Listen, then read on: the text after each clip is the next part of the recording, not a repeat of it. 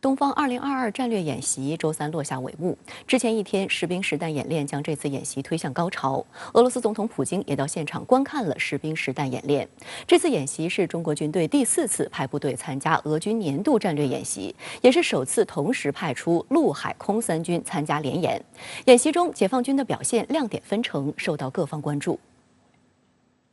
当地时间周三上午10时许，东方2022演习闭幕式在俄罗斯乌苏里斯克市谢尔盖耶夫斯基训练场正式开始。演习总导演、俄罗斯国防部副部长叶夫库罗夫致辞时说：“通过这次演习，参演各国加强了合作，增进了友谊，巩固了团结。”中方联合战役指挥部指挥员表示，连日来，我们与各方在检验协同作战能力、积累实践经验的同时，更增进了战斗友谊，深化了互信合作。在此次演习中表现突出的各国参演官兵代表分别列队接受指挥员颁发的纪念奖章，其中中方参演部队40名官兵获此殊荣。随后，军乐团奏响阅兵曲目，分列式开始，官兵依次从主席台前经过，接受检阅。执行演习任务的多型战机也通常接受检阅。作为俄军4大战略方向演习之一的东方系列演习，在俄军演习体系中占有重要地位。东方2022演习于9月1号至7号进行，演习中共动用了5万多名军人、5000多件武器和军事装备，其中包括140架飞行器、60艘战舰、快艇和保障船。参演国包括东道主俄罗斯在内，共有14国，来自全球35个国家的70多名军事外交使团代表，以及吉安组织和上合组织成员国观察员们观摩了演习过程。在俄乌冲突的背景之下，很明显的是，西方加大了对俄罗斯的舆论攻击的力度，试图呢把俄罗斯塑造成一个威胁。但是从俄罗斯的角度来说，俄罗斯希望强调的是，在安全问题、在维护地区和平稳定方面，俄罗斯也愿意发挥一些积极的作用。也有一些国家在和俄罗斯共同努力，所以这一次演习之所以能够进行，某种程度的展现出的是在安全议程上，西方无法完全主导。即使呢对俄罗斯发动了舆论攻击，俄罗斯仍然会通过一些方式来进行回应。俄罗斯莫斯科共青团员报周三报道称，俄罗斯总统普京亲临观摩，表明对这一演习的重视。该阶段演习的一个重要想定是，敌在东部切入防御深度200公里，攻击北方及其盟友。多国军队阻止敌人前进，结果遭受损失，但保留了预备队。在火炮和战术登陆支援下，多国军队向敌人发动攻击，占领了防线，并解放了居民点。西方之前在认知作战的领域呢，经常会讲俄罗斯现在的军事体系受到了相对比较大的损失，那么俄罗斯没有能力再保护自己。那么现在俄罗斯等于在自己的东部方向进行一场大规模的演习，证明自己有能力在进行特别军事行动的同时，继续在其他的方向来展开相关的行动，来保卫自己的利益和安全。应该来讲，在这个过程中，俄罗斯通过这次演习呢，也团结了很多的之前有这个战略合作伙伴关系的相关的国家，也证明了很多国家呢，并不一定说只能跟西方站在一起，会根据自身的需要选择自己合适的道路。此次解放军赴俄参演不仅展现了新意，也检验了实战化水平。据解放军报道，此次演习，中国军队派出2000多名官兵参演，并出动车辆300余台、固定翼飞机和直升机21架、舰船3艘。这是中国军队第4次派部队参加俄军年度战略演习，也是首次同时派出陆海空3军参加联演，首次同时组织空航、陆航力量境内部署跨境演练，并且首次派出海军舰艇赴日本海方向协同演练。在这次参演的远东地区呢，可以说有非常复杂的地形和气象条件啊。从这些场景上来看，中国军队的武器装备在这种复杂的条件下呢，得到了很好的检验。与外方直升机混合编组，全程依地形隐蔽突防，零机协同分配攻击目标。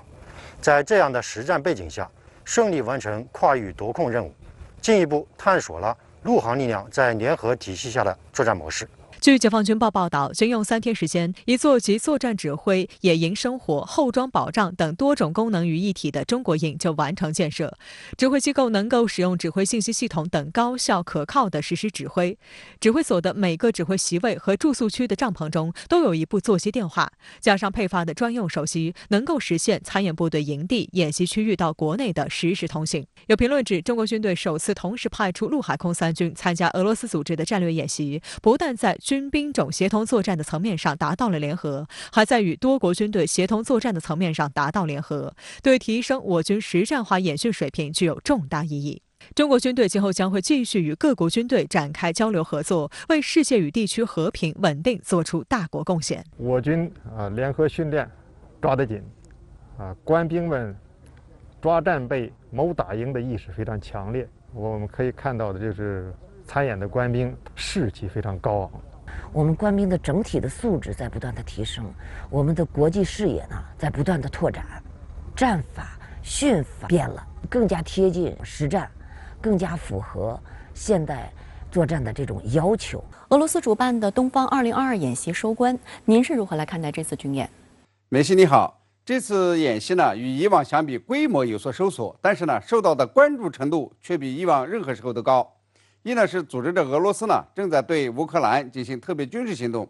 外界观察东方2022演习参加的都是哪些国家，能演练什么科目，期限有多长。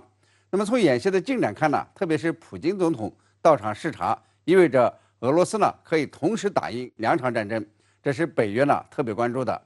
二是在俄罗斯呢受到欧美制裁以后这个外界观察哪些国家会参加演习，结果呢这个上合组织和吉安组织成员国呢基本上都参加了，这表明欧美对俄政策呢没有影响到上合组织等的团结，都在自立自主，意味着呢这个西方的影响力在下降。三是东方2022演习的目标呢是实践联合体系下多国部队的防守反击作战行动，并没有表现出这个军事侵略性。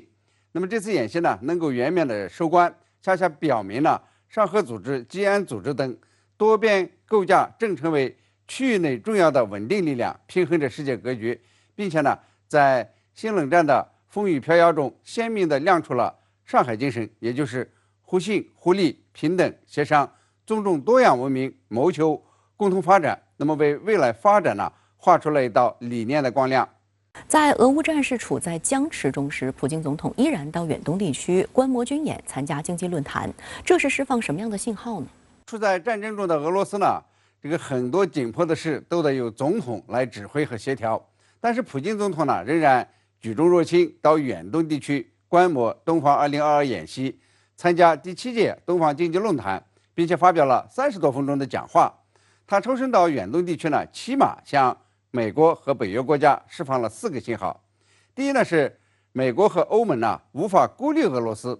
这个10多个国家参加了军演，67个国家和地区的5000名代表参加了东方经济论坛，说明合作共赢呢仍然是康庄大道。今年呢东方经济论坛的主题就是迈向多极世界，这既是一个事实，也是对美国霸权的挑战。这里有一个热门议题，就是美国千方百计拉拢的印度，不仅呢参加了经济论坛，也参加了军演。莫迪总理呢明确表示要加强与俄罗斯的伙伴关系，这无疑呢给这个美欧的冷战思维打了一个耳光。第二呢是美国为首的西方呢对国际社会的发言权和影响力都在下降，美国主导一切呢都已经成为过去。